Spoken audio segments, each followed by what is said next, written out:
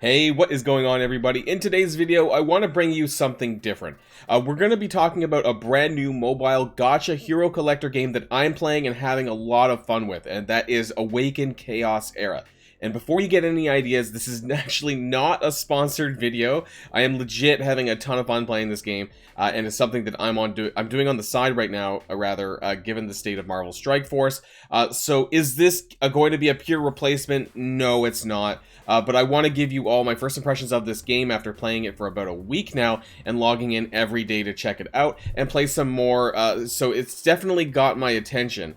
Now, the game in general has been out for about a month now. The second season pass just started, so this is a really great time to jump into the game, and we're going to touch on the various features and why I think this is an awesome game and fun to play. But it is an independent IP, so for those of you who are bothered by this, may not be interested necessarily, but I hope that some of you are. And if you do decide to pick this game up, then check out the description and comments below for some promo codes that you can enter to help kickstart your game progress. So, without further ado, let's get this show started.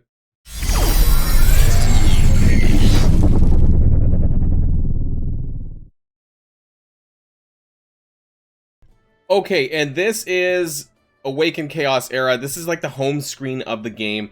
I have to say, actually, I actually play this game with sound and music, believe it or not, and it's kind of refreshing compared to other games because it actually does have some really nice soundtracks. If that's something that interests you at all, it does for me. The first thing that we're going to talk about, this is, by the way, my this is my account up here.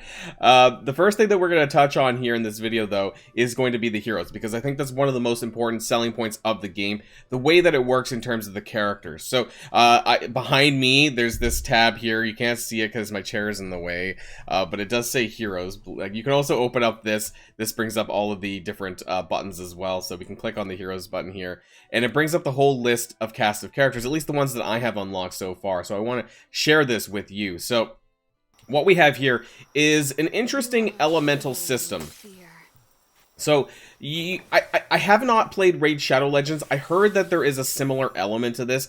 I'm not 100% sure because I never actually touched the game myself. However, the game is separated. The heroes are separated into elements. So you have water. You can see this is my Hydricia legendary character. She has a water element in the corner. Now, we also have, I have a character named Rickard. He's a dwarf, and he has a wood element. We also have Connor here. He's a support cleric type, and he is a fire element. We also have light and dark. So I have a legendary that I happen to pull named Corrupt Auroch, and you can see that he has a dark element in the corner. And then I have a character called Celestial Cain, and he has light. Now, how does this work exactly? Other than the animations and the models being absolutely amazing in graphics. So essentially, you have a triangle system. You could think of this like Pokemon in some ways, if that helps you. You know, like basically wood is good against water, water is good against fire, and fire is good against wood. So there's this triangular sort of a system here that you use that basically those characters are good against this characters or strong against some others. Now, as far as light and dark characters go, they are opposed to each other. So I guess they do the same amount of damage. Now, what does that mean? I don't remember the exact percentage that it is, but you're going to be doing more damage against characters that you're strongly matched up against, and then you'll deal less damage against characters that you're weak against. So you want to keep this in mind sort of more towards later features of the game when you're fighting bosses. So this does have like large-scale bosses, I guess you could say, rather than just pure waves of enemies, if that makes sense. This game is also a 4v4 as far as just regular enemies go, so you're going to be having a team of 4 versus other enemies of 4 or against bosses. So I just wanted to start off by talking about that because I think that's the most important. One of my favorite characters that's been carrying me in this game right now is Zatlux. He is an epic character. So I want to talk about the rarities of the characters as well. So you can notice that I have 2 legendary characters right now. I have Hydricia here that I showed in the beginning, and Corrupt Auroch. Those are my 2 legendaries. You can kind of denote them by the gold border on the corner, on the side of the character that you might be able to notice. There's also Epic. That's purple. That's the next one down. So legendary is at the top. Then you have purple, which is Epic. And then you have Elite. Actually, Connor is like one of the top S tier characters for being an elite character, for being a blue background. You can kind of notice that. So that's in terms of the rarity for when you pull champions, because that's the primary method of which you're going to be getting characters in this game. So you have yellow, or gold, which is legendary, purple, which is epic, and then you have blue, which is elite, and then below that you have like minions and shit, but really it's not really too big of a deal. You have green. I don't actually have any at this time because I've been banishing them, which is another system that we'll talk about. And then you just have gray, which is standard minion pull. So how do you get these characters? Well, you have to summon them, but there's a very interesting way to do that. Every single day you get a free advanced summon. These are a little bit harder to get. You can also fast buy them with the premium currency, which is the diamonds here. But you can get one free summon every single day. It also has an interesting pity system, so if you go 70 pulls without pulling a legendary, it's a base chance of 1%, but after 70, it goes up by 0.5% for every summon until 90, and then it goes up by 1%. So basically, the longer you go without pulling a legendary, the higher chance that you're going to get long term. So that's a really awesome system in my opinion. I think it's really, really great, and I enjoy that. I'm on my way. I think I'm at like pull 72, because if you notice down below, I'm at 1% plus 1%, so fingers crossed that I get one soon. Now, those are advanced summons. Normal summons. This is for like your minion characters, for your elite characters. You can get grays, greens, and blues out of these. These are much easier to get because you can actually get these in the game by grinding the gameplay, okay? So this is the first game that I've ever played where you can actually grind up normal summons, so that's a bit surprising here. Limited summon, this is involving the tower mode that they have in the game. You climb the tower, you get these points, and you can actually use that to summon higher powerful characters as well. So quite interesting with a similar system to Advanced Summon. Very cool there. There's lots of different elements of the game. Personally, one thing that I really like is the altar system. I have to talk about this in regards to champions really quick.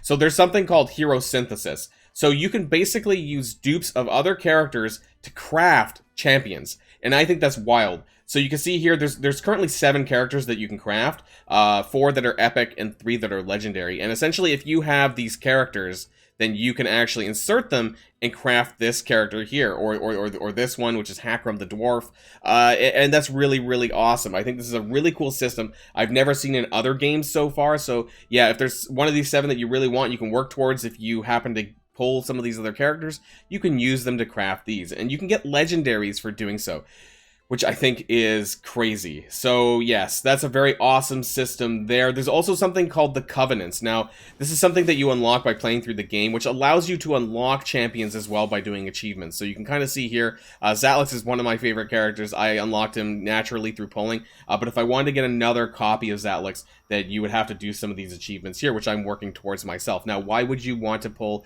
extra characters of the same?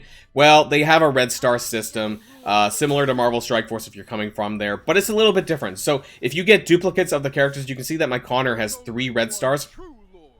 If you get duplicates of the characters, you can do what's called Ascension. So you go into this button here, this is where you promote and level them up. You can see that there's an Ascension button, and they get buffs for adding more duplicate copies of them, essentially. So for the first one, you get health plus 15%, plus 15 speed for the second one, base defense plus 15%, and it goes up, like, each time you do this. Some of them do different things to the point that they actually upgrade their traits as well. So this is very similar to games that you might have played, by the way, you know, if you're familiar with other Hero Collector games, that they have skills. They have a passive, everyone gets like a, they call it a trait, but it's also a passive. They have a basic attack, there's a special attack, and then there is an ultimate attack, and they all have different cooldowns and things like that for each character, obviously do different things. If you're familiar with Marvel Strike Force or other similar games, then you'll notice that a lot of the buffs and debuffs are quite similar. There's a couple of unique ones, or they're named a little bit differently, but you know, if you've played these games, it should be pretty self-intuitive. Now, I want to talk about the arena system. This is a little bit different from other games, at least from what I've played, and the way that this works is you actually have a choice of 5 people to attack in this, and that are going to be close to your trophy points. So currently I'm at a silver 3 ranking in arena with 1,515 trophies. I'm ranked 1294 in the world right now. I think it's a world ranking anyways, but you can hit the refresh button. If none of these teams are teams that you can fight, you can click the refresh button, and it gives you a whole new list of characters. Now, what's interesting is some of these, depending on your rank, will be AI teams, so you can notice that with the name, there's no bracket name. So the characters with the brackets, that's a guild tag. So typically that's going to be a real player, whereas these ones without are going to be AI generated characters. And why they have this is because there's daily objectives that require you to do arena battles. And if there's nothing that, you know, if you're brick walled and you can't go up any higher, then they give you these AI teams for you to fight so that you can accomplish your daily objectives. You get 10 of these per day, or sorry, 10 of these, they refresh once per hour, so it is grindable. You get various rewards for climbing in the arena, so there's a lot of independence in this, rather than being in a game where you've probably played other games, or if you're coming from Marvel Strike Force, the way that it works there. So I do like this system that you can grind your way up if you want to. And it actually shows you a battle history, believe it or not. So when you win, when you lose, I think there's some instances of maybe, here we go, so I lost here, but I think there's some other defense. Not a lot of people are attacking me, but, you know, it's still neat to see, and it shows you a rate. My head's in the way. It says offense win rate 98%, and then defense win rate 80%, so very unique system there. Really cool. So they have different shops for different game modes, you know, and here we have the diamond shop, the premium currency shop where you can buy things weekly, the guild vault for when you get a guild that unlocks pretty quickly after you start playing, the arena shop, the trial shop, which is another game mode called Endless Trial. The events shop, this is events milestones, you can get things here. The hero essence shop, this is for banishing characters, like I mentioned about those green characters, that you can banish the green rarities and you get these tokens that you can buy other stuff in the store with. So there's lots of different stores in this game. Now, I want to show you a quick battle for the boss fights. This is really cool. So this is the dungeon system. And there's a various different things. I really sorry that my screen, my frame here blocks it. So at the bottom here, we have No Man's Land. Now, this is the ability material bosses. So if you're wanting to farm ability materials to upgrade abilities for your characters, you're going to want to farm the appropriate element for this. There's wood, fire, water, light, and dark. Depending on the day, this is a challenge kind of thing. It kind of rotates daily. So depending on what day you're playing, this will be here. And I want to say, one of the best things in this game is you're not compelled to log in. Like, there is no timers. There's no energy timers. There's no certain times of the day where you have to feel compelled to log in. And I think that's the #1 aspect that I enjoy of this game, that I don't have to log in at 9 in the morning, at 5 p.m. You know, I can log in when I want to play the game, and it could be as much or as little as I want, and so I don't feel forced to actually log in. But I want to just do one boss here just to show you how things work here. So we're going to do a stage 4 Shadow Captive. This is going to be a little bit easier, but I just want to show you an aspect of the game. Now, this is a 4-man team here that I have. These are my best characters, really. Sometimes I swap in Connor because he's my cleric support character, but I also have Hackram, and he's also like a dwarf, tanky type of character. So I'm going to be running this. You also get spells. Now, this unlocks through natural gameplay as you go through the campaigns. So right now I'm running Sundering Purgatory. This is a defense down on all enemies for 2 turns spell. And then Rage Aura. This is 50% attack up for 1 turn to one of my characters. So this is a really cool spell here. So we're going to enter the boss, and so you can see sort of how things look in the game. And I just want to share this with you here. So right off the bat, this is like you can see wave 1 out of 2. The second wave is going to be the boss fight. Behind my head here is the spells in the bottom left-hand corner and the different abilities. So really, really cool here. There's cutscenes for every ultimate attack, and I think this is really awesome. Alright, I mean, obviously it's going to be easy because I'm kind of down punching a bit here, just to show you guys a little bit. But, you know, there's different attacks here. Really, really cool. I like the way that the graphics look. I like the cutscenes. This is Zatlix, my strongest character. Does a lot of damage. Then we have Hackram. He's sort of my support tanky character. I honestly don't get... It does not get old. These cutscenes for me do not get old. You can actually remove them in the settings window if this bothers you over time. But I actually like looking at them, believe it or not, because graphically, I think this game is really good. So yes, this was an easy kill. Just wanted to show you guys really quickly how that works. There we go. And you actually get XP per kill for winning battles, but if your characters are max leveled, which they often will be, you actually convert them into XP jellies. And I didn't really talk about this, so unlike Marvel Strike Force, where you need to use gold and training modules to level your character, all you need for Awaken Chaos Era are these XP jellies, which you do get through playing the game. So you don't need to use actual gold So you don't need to do both. The gold is strictly for buying things out of the store, and really that's about, oh sorry, buying out of the store and upgrading gear. So that's something I'll need to talk about as well. These are the ability materials, the element stones, and then like I said, you get a summoning scroll from just playing the game, and these are pretty easily grindable. Now you're not going to get amazing characters out of this. You could equate this to like a basic Orb and Marvel Strike Force. It's nothing huge, but hey, it's still pretty nice anyways. Lots of game modes to really keep your attention in this. It unlocks as you play through the game more. You know, starting with the dungeon mode. The dungeon modes, you get the No Man's Land. Again, this is for ability materials.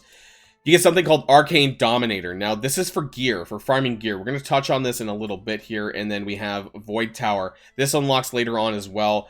So I'm at 38 out of 100. And there's 2 other modes after you beat this one. So, you have a month to complete this. You can see remaining days, about 11 and a half, but it is available for, I believe, 28 or 30 days, so I'm kind of partway through this myself. There's a total of 100 floors. Once you clear this, the 100th floor, I'm told that you can actually auto-send this a little bit afterwards the second time around, but you do have to fully clear it the first time, as it is a little bit of a challenge there. Now, there's also a bounty hunter system. This is just a little fun side thing. You can, like, once you beat these stages, you can automatically click the button. You get 5 of these keys a day, and you just get free rewards here, and you basically just climb it, and you get various rewards. It gets harder and harder as you go around. It's a really cool system. Dispatch also is a little bit of a mini game that you unlock later on as well. You just send your characters, you send your heroes out on like mini side missions, and you get like various rewards here, which is kind of cool. So I click on this, I quick select, gives me 117% success rate, great, gives me some rewards. I deploy, I come back and I check in like 10 hours and see what I got. So, you know, just a really fun, interesting side system. There's a lot of great things in this game, and I'm not even just saying that. Like, I legit have a lot of fun playing this. But where are you going to differentiate your characters from other characters? Well, a lot of that's going to come from the gear. So I want to touch on that really quickly before we end the video. So when we click here on the character window itself, we have info, gear, glyphs, abilities, and bio, where if you just want to learn some more about the character's lore.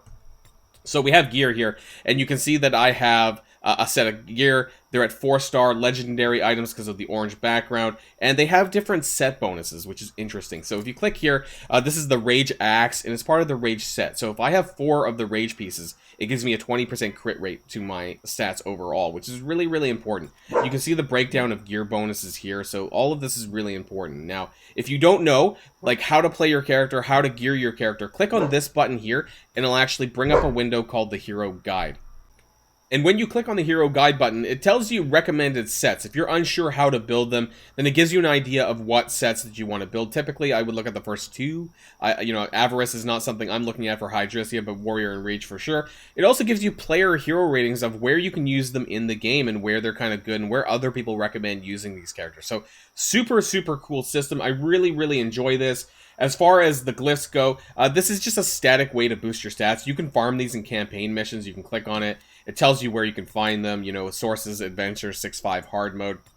This is really cool here. Abilities, standard ability material upgrades. So you farm these through the bosses that I just farmed earlier on. This is something that you'll have to. This is a little bit grindy here, I admit, but this is something that you can do on the side. And, you know, you don't need to be... Once your characters are strong enough, you could just auto-run through this, no problem. So, a lot of great systems in this game. I really enjoy it. I really don't know what else to say. You know, this is a really fun game. A lot of interesting mechanics. I think it brings a lot of great quality of life aspects from other games and pulls it together into this one. I probably did not touch on everything, and most likely I missed something. But a really awesome game. This is something I'm thinking about covering. I'm interested what you guys think. Have you guys given it a shot yet? I definitely recommend you touching on this. I think it's a lot of fun. So let me know what you think about Awaken Chaos Era in the comments down below. Also, do check out in the comments as well as the description. I'm going to have some listed promo codes. If you guys decide to want to pick up to play, then you'll have that to start your account. So yes, I want to say that once again, this is not a sponsored video. I'm legit having fun with this. There's lots of aspects of this game, and I'm uncovering more and more each day. So yes, amazing game, having a lot of fun, and it's refreshing. It's refreshing to have fun for something, believe it or not. Like, I am having fun. So that's the end of this video, and of course, until next time, stay safe and healthy, and I'll see y'all later. Boilon signing out.